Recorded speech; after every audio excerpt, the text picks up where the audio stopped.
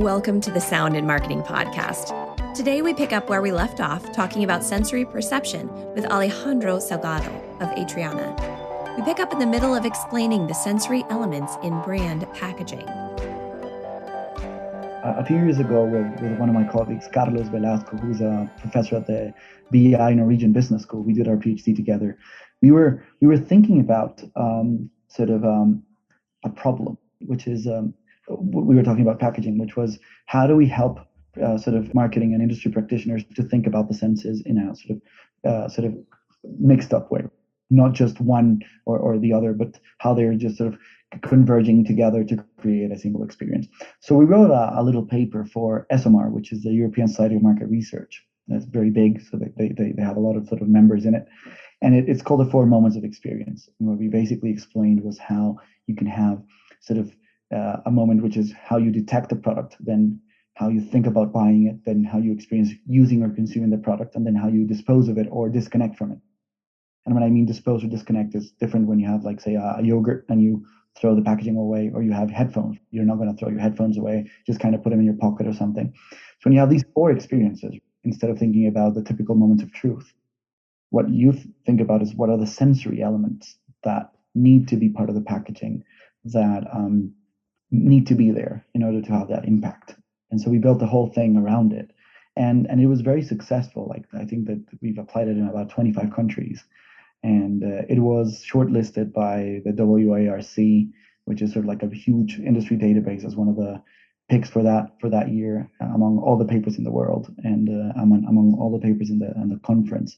So it was really good. And then we've used it a lot for teaching. So we got students in about 9 countries reading the paper for about like 3-4 years now. So we've got about 800-900 students that have already sort of kind of gone through it and said, oh, this is useful, when they go out and then become brand managers or designers or things like that. So I think there's a huge opportunity as well for entrepreneurs, for companies to think, well, how can I design the packaging of my product, not only to make it look pretty or to say, oh, that's nice, but to actually tell a story about what's inside the product and what the brand wants to how the brand wants to connect with people. I think you hit the nail on the head with tell a story. And when we respond to story, or when we're told a story, we're experiencing more than just that sound, the vocal, like say it's a story that your mother's telling you at bedtime. You're listening, you're hearing, but you're also, there's so much going on in your head. I've been practicing my weekly writing on Medium to get a little stronger. And I just released one about the question of marketers and how they would sell to kids based on the aisle strolling. Like, you go through the aisle and you see the toys and you get to touch and manipulate and turn around and say, I want. Well, now, as a mother myself, I don't like taking my kids to the store. And it's not a fun thing to do. It's in, out, done. So they're not there anymore. They're not experiencing this. So, my call to action is, what are all the senses associated with these toys, with these brands? How are you going to market when the aisle strolling option is gone? And I think that that's a really good argument to explore the narrative of your brand's senses. Oh, for sure. And I think you've hit the nail as well in terms of what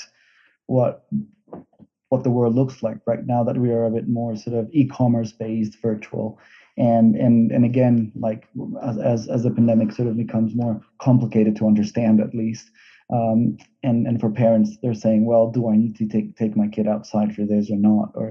Right? So one thing is to go out and play. The other one is to actually just put them inside a store, and with all the sort of difficulties of the idiosyncrasies, to call them, of each parent, each person in there, whether they wear a mask or not, and all these problems. But when you see the packaging, and the more you think about the packaging not as a thing you put there for people to see and then buy, but as a whole experience. And you look at how, for example, when we were little, I'm not sure you, but I would keep the packaging a few months until my mom would force me to throw it away because I was hoarding. And it's like, how many do you have? Like, seriously, right? And it was because the packaging was cool, and because it kind of in some way represented the ideal of what you wanted to do when you play. the sort of the desert with my, I remember my GI Joes then, which was kind of a whole, like the crazy, super fashionable thing for male kids, right? With the whole stereotype of you being a guy, being little, and all that, right? I think that's changed a lot. But you had this sort of idea that the packaging was kind of giving you the idea of how you should play with it, or what was the imaginary world where your GI Joes or your, I remember it was Polly Pocket or the Oh yes, Polly Pocket. crazy, and you got there were Mighty Max, remember, as well as some Legos and things like that. Those are really cool. I still, because I still work with kids categories, I still remember, like, and I have to go keep track of everything. So when you look at that, the packaging is part of the story, and the packaging is part of the experience, and the kid is trying to say, well, how do I get to the point where it looks as cool as the packaging, right? So it's irrelevant if you're not there going crazy at the store. But obviously, if I just think that packaging is a thing, getting moms and dads to get the toy, well, then I've failed, because then when it gets home, it's going to get thrown away immediately. And what I want as as a designer, as a creator of a packaging experience, is for mom and dad to say, "Oh man, how many of these packages are lying around here? What? That's crazy." And I think obviously for parents, that's annoying. As a designer of an experience, that's what you want, right? You want the kid to fight and say, "Nope, I'm not going to throw it away," and he's going to cry and he's going to say like, "No, I don't want to." But if that doesn't happen, then your packaging sucks. Basically, it's terrible. Well, I think of cereal boxes too. I grew up where you were like eating your cereal and you were like doing the maze that's on there, and I think it's still happening. I always buy the like, the Costco size boxes, so I don't really look at them anymore. But that was part of the experience. The other part was the toy at the bottom. You had to eat all the cereal to get to the bottom, so it's like that box was really really important. So I definitely hear you on And on imagine, that. like, for cereals, what it was when they started to say, well, let's not just go with the typical sort of um, corn or whatever wheat thing you had there. You just have the photo. But then they started playing with things like Fruit Loops and Lucky Charms and things like that. And you had shapes and you had colors, which was mind blowing. And imagine the packaging didn't show that. You're like, oh, this is cereal. Mm. Imagine it couldn't convey the experience of just putting them in there, and the colors and the things. Imagine what the whole marketing between the 90s and 2000s would have been like if Lucky Charms can say, "Oh, we've created a new shape," and you'd be like, "Wow, a new shape." When you look at it in retrospect, you're like, "What do I care?" Right? They all taste the same, but it was awesome. Or if M&Ms couldn't show you the colors, they all taste kind of the same, but there's an experience there where flavor is much more than just what it tastes like. There's color and there's an idea, and you can see the kids, and you can even imagine like the way they think if they're sorting out their Skittles and M&Ms, or if they're eating them like by bunch loads. It's so different when you look at them. And I think that is part of why packaging is so important. It's telling them, look, this is what's going to happen before they've even tried it, before they even know what it is. So much unpacked there. It's so cool. I love it. Is there anything that you would love to see more of utilized through sensory marketing? Like is there something that you're seeing out there that's not fully happening yet that you're like, "Oh, if they just thought about this a little bit more, it could be so amazing." For one, I think there's still a lot. So I think I've analyzed what about 1,500 packaging since January. So that's kind of insane. No, obviously not by myself, not I like eyeing through them because I would go nuts, but the algorithms and the team. When you look at all these packages, one of the things that really drives me nuts is how they still, like, you get all the data and you show them, look, this color doesn't go, or be careful with the colors you choose now, because then if you have 7 flavors, you're going to have a mess at trying to convey 7 flavors if you start picking the wrong colors with your first flavor. And then you go with that and you think it's like a simple thing. But then when they come back to you 2 or 3 years later, you're like, oh, this is such a mess. And the way to solve it was 3 years ago when you launch your first flavor, and they don't do it. So this whole idea that it's like if the consumer says they love it, then you can launch it. And the answer is, well, that might tell you what they think about it, but it won't tell you if it's practical from a strategic point of view. Thinking about not only whether the design sells and makes sense immediately, but whether the design makes sense in the future is important. I think, and that's something that even big brands are sort of screwing up sometimes. I'm not saying all of them, but I've worked in 3, 4 continents, and you can still see it sometimes and say, whoa, what happened there? And I think that's a difficult one. I hope you're enjoying the show. For more on sound and marketing, check out soundandmarketing.com. This is where I house all the good stuff, like articles that I reference, media that I'm a part of, courses on sound's power and influence in marketing, and pretty much everything else that has to do with sound in marketing. For sound strategy and sonic branding creation, my company, Dreamr Productions, would love to chat with you. Check out the end of the episode for contact information, or check out the show notes from this episode. We would love to help you make sound on purpose. Now back to the show. And I think the other key thing is imagery.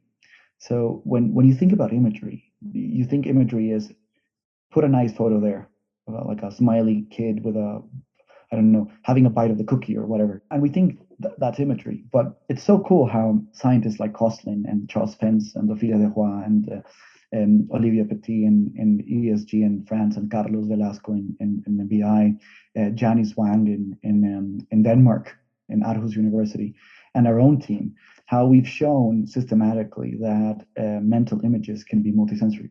You call it an image because of lack of a better word or lack of imagination. Sometimes we scientists kind of go with the flow too much. But we call them mental images, but we can have a mental image of a smell or a sound or a texture or a sort of a bodily sensation, right? Like how when you're like watching a horror movie, maybe your hairs go like stand up or things like that. What you want when you design something, and it could be just a photograph to sell an apartment or the front of a packaging or the mood in a hotel or a restaurant or even your home. When you enter it, what do you see? And what is kind of the sense, the mental images that are generated by that?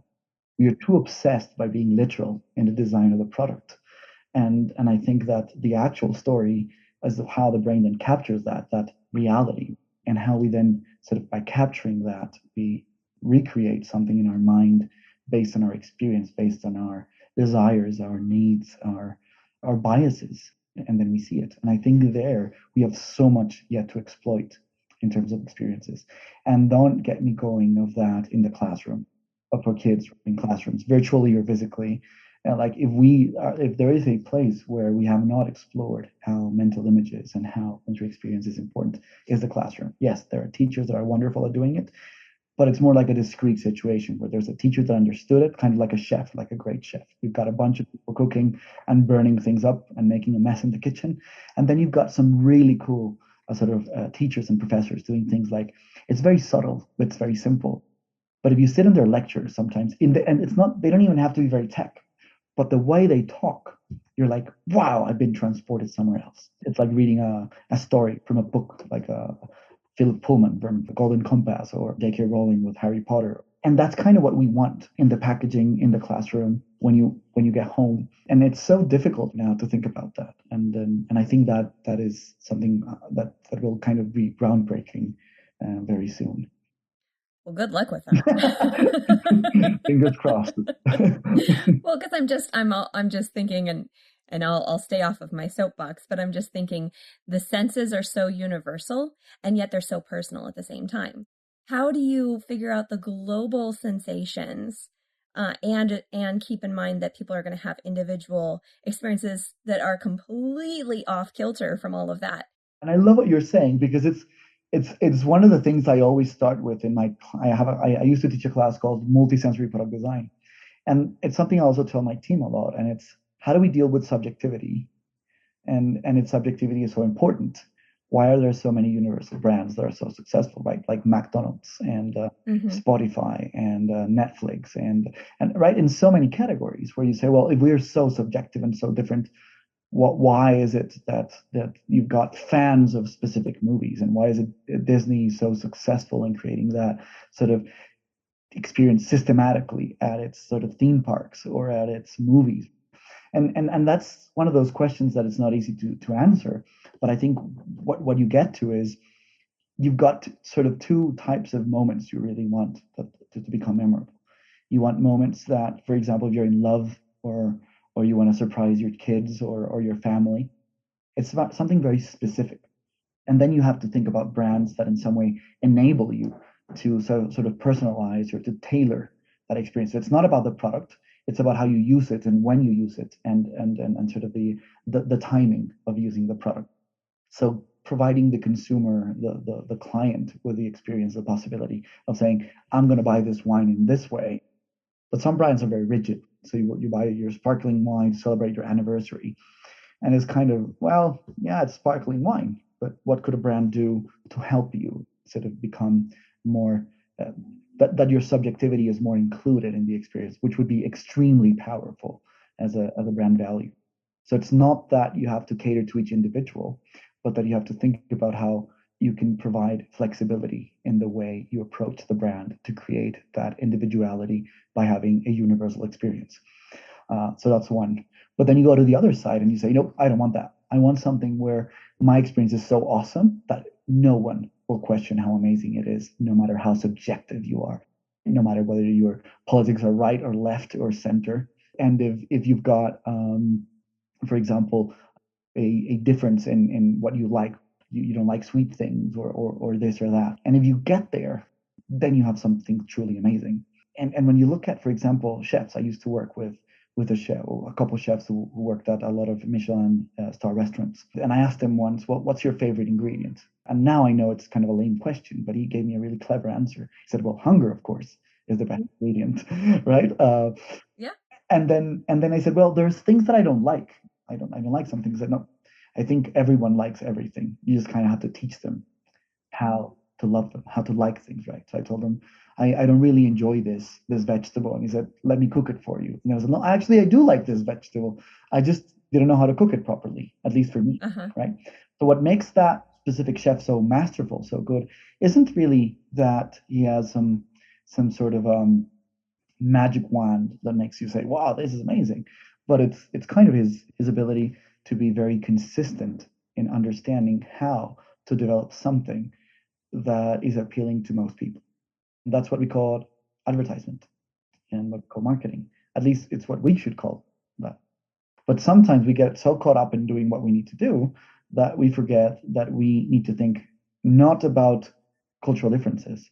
Oh, it has to be different because it's Colombia in South America or the US, right? Or you say, oh, it's the East Coast or the West Coast. You say, come on, can't we do something powerful enough so we don't have to worry about that? And usually what you'll get is middle management will tell you, nope, it's not possible because they've always been sort of trapped in that level, looking at the same countries, looking at the same problems, and looking at the differences from the outside. But if you go higher up, the more powerful your understanding, the more you'll try to say, well, can we have just one packaging for this whole region, for the whole world? And the answer for so many brands that are successful is, of course, we can, because otherwise it would be insanely costly. It would be insanely difficult. And it would kind of lose the whole point of having a universal human experience. So we've been obsessed by looking at differences. I think it's been a bit of a Western sort of thought of the more individualistic you are, the more special you are, the more successful, the more happy you are, then of course, the more you consume. And then we've transferred that to the idea that because we are so unique, then it's not possible for brands and for experiences to be collective and to be human. They have to be Jeanna, Alejandro, or whoever. And maybe perhaps we've gone overboard with the whole idea of uniqueness and subjectivity. And I think big brands tell you the opposite. The message is different. Yes, there is locality, they adapt to it, but in the end, a lot of it is the same, and it works really, really well. Well, on that, I think that's a great way to wrap up. The answer is we don't know. But it's absolutely fascinating, and I think that these conversations need to happen whether or not we find the answer to life, the universe, and everything 42. It just has to be explored. And I really, really appreciate your time today, breaking it down with me and talking all these things. It's been really, really fun. It was awesome, and I love the way you kind of brought so many interesting topics together for our conversation. I really enjoyed it, and it made me think a lot about what I'm doing and where I want to get to. And hopefully, a lot of our audience got inspired as to think that sensory experiences are not only about what you can do in a lab or as an expert, but about how you can sort of change the way you see your life every day, or the way you think about why you like the things you like, what makes it so special. And I think that's awesome. Sensory experiences, it's something for everyone. Thank you again so much for your time. I had a lot of fun. Don't forget to subscribe on all the major podcast channels. Share with friends, follow, and rate. Spread the word because, well, more people should know about this stuff. I know you know that now. For those of you wanting more information on how sonic branding and sound marketing can be utilized within your brand, my company, Dreamr Productions, would love to help you out. We create, consult, and help strategize on how sound can be a more active presence in your marketing. We help you make sound on purpose. For inquiries, go to dreamrproductions.com. That's DREAMR Productions.com and send us a message. You can also find me, Jeanna Isham, on LinkedIn, Twitter, and Facebook. All links will be provided in the show notes. Let's make this world of sound more intriguing, more unique, and more on brand.